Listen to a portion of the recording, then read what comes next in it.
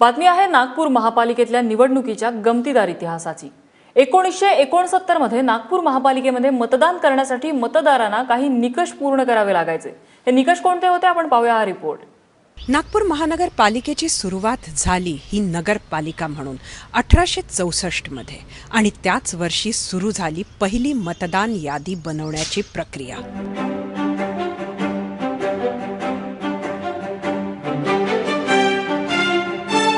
नागपूरच्या महाल भागात उभी असलेली पालिकेची ही जुनी इमारत आपल्यात अनेक आठवणी साठवून उभी आहे। या पालिकेची पहिली निवडणूक लागली ती 1869 मध्ये, पण पहिल्या निवडणुकीतले मतदार मात्र ठराविकच होते।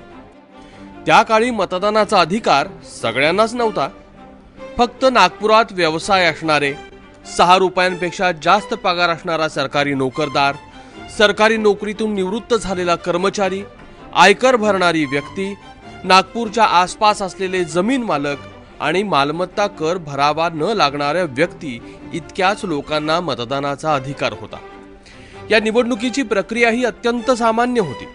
जिल्हाधिकारी इच्छुकांना पालिकेत उभे करायचे, मतदारांना पालिकेत बोलवून हात उंचावून मतदान घेतलं जायचं आणि निवडणूक संपायची। पण जसा काळ बदलला, 20वे शतक आलं, तसे निवडणूक प्रक्रियेत बदलही झाले। अनेक निवडणुका ह्या पार पडत होत्या, अनेक बदल हे नियमांमध्ये होत होते।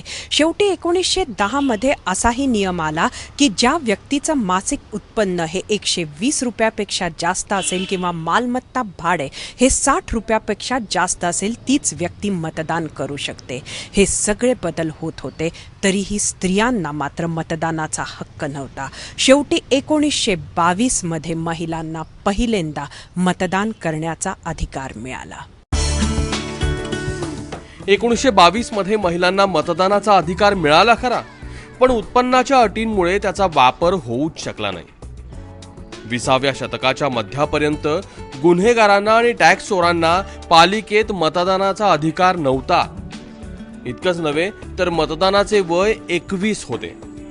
काळ बदलला तशी पालिका मोठी झाली, लोकसंख्या वाढली आणि 1951 रोजी नागपूर नगरपालिकेची नागपूर महापालिका झाली।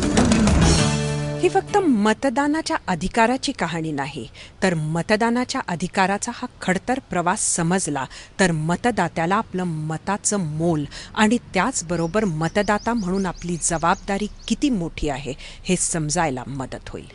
कॅमेरामन व्यंकटेश नायडूसह सरिता कौशिक, ABP माझा, नागपूर।